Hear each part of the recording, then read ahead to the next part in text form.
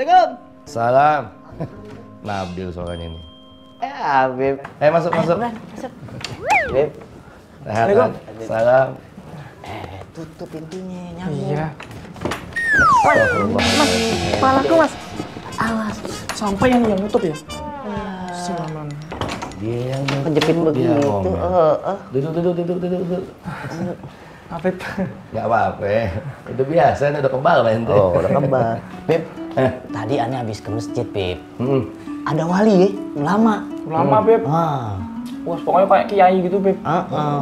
Udah gitu, muridnya angkat barbel lagi, Beb, habis sholat. Bukannya zikir, angkat barbel. Tapi keren juga sih tuh kuli ya. Iya, soalnya ototnya gede gitu. Gede. Terus dia bilang katanya sholat itu menyehatkan gitu. Kalau pakai barbel. Ini, benar juga. Emang harus gitu Beb, pakai barbel gitu Beb? Nggak harus begitu. Artinya kalau sampai sholat ke masjid, kemudian bawa barbel segala macam, itu masjid jadi tempat fitness. Memang sholat itu menyehatkan. Gitu. Nah kebetulan Anda datang ke sini, Anda juga kemarin ditanya. Cuma karena ini berhubungan dengan kesehatan, kedokteran, Anda kan juga nggak begitu paham. Makanya dia lihat nih, Anda lagi baca-baca. Nah begitu Anda baca, ternyata memang betul setiap gerakan sholat itu bermanfaat buat kesehatan anggota tubuh kita. Dari mulai awal sampai akhir. Termasuk pakai barbel gitu, Beb? Enggak, karena dibilang nggak usah pakai gitu, cukup dengan gerakan sholatnya aja. Insya Allah kalau gerakannya baik, sesuai dengan rukun segala macamnya, itu kita semua bisa sehat. Karena setiap gerakan mengandung kesehatan. Artinya, pokoknya kalau aja semua kita itu sholatnya itu dengan baik, tumak ninahnya dipakai. Artinya habis sholat jangan langsung Allahu Akbar, nggak, jangan. Tumak ninah santai, pelan-pelan segala macam. Itu insya Allah mereka yang senantiasa menjaga sholatnya akan jauh lebih sehat dibandingkan dengan yang nggak pernah sholat. Oh gitu. Iya. Nah, Beb, aneh waktu itu pernah lihat nih, Beb, di masjid. Ada orang takbirnya begini nih, Beb. Nah, terus satu lagi, Beb, atahiyatulnya begini juga, Beb. Itu gimana, Beb? Bener nggak sih itu kayak gitu ya? Jadi memang ada banyak ikhtilaf dalam gerakan sholat. Ada banyak perbedaan. Nah kita ini nggak usah diribetin deh. Nggak usah diributin. Jangan begitu ente tahiyat, sampai ente begini, ente tekep. Jangan, jadi batal, jangan.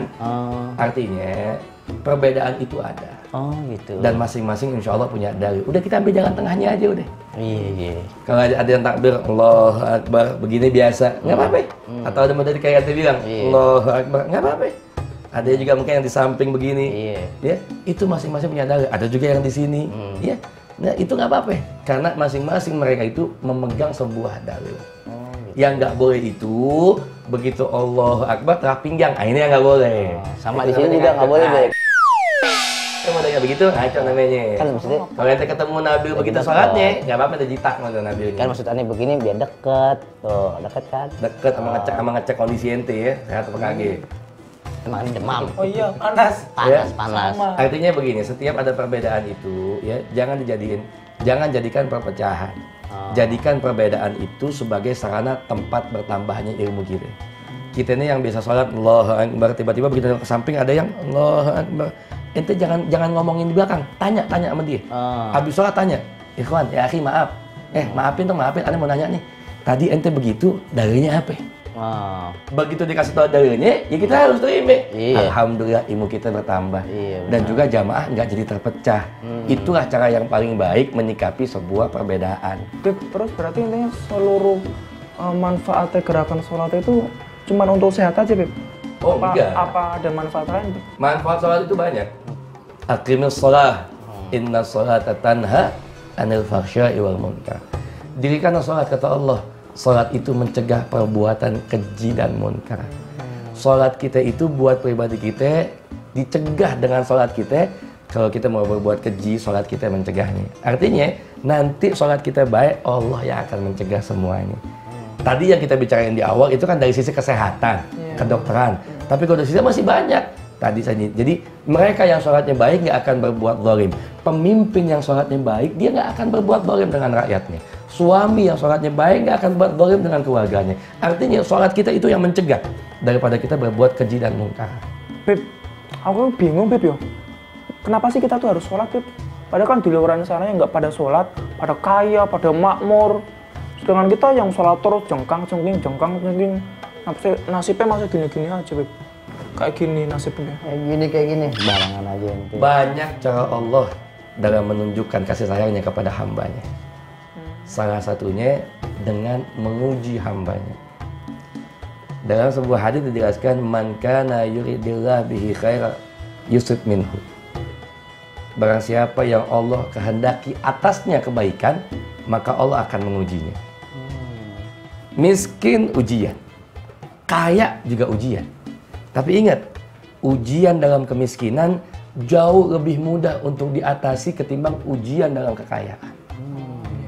Ya mungkin kalau saat ini Allah ngasih kita kayak begini, ya mungkin memang Allah sayangnya kita seperti ini.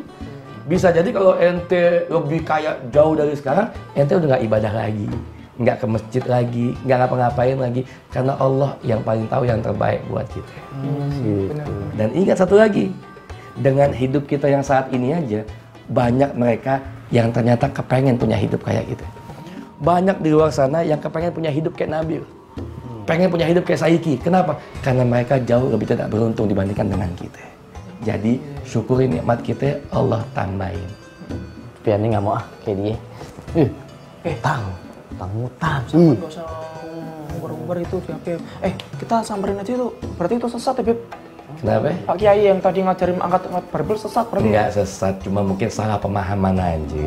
Berarti aku nggak usah ngikutin dia, Beb? Nggak usah ikutin dia, nggak Tuh, usah. sesat tuh. Ajarin tuh, kasih tahu tuh. Kalau ente mau sehat dengan sholat satu, kalau mau jadi tambah lebih sehat lagi, besok ikut Ane ke masjid.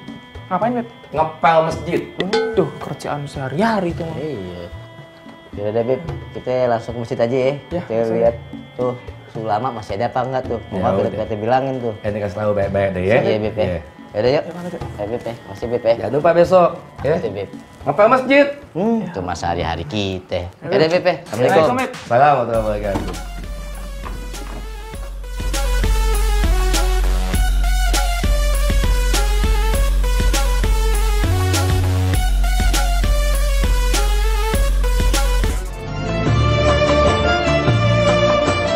Terima kasih Anda telah menyaksikan Pustaka Iman.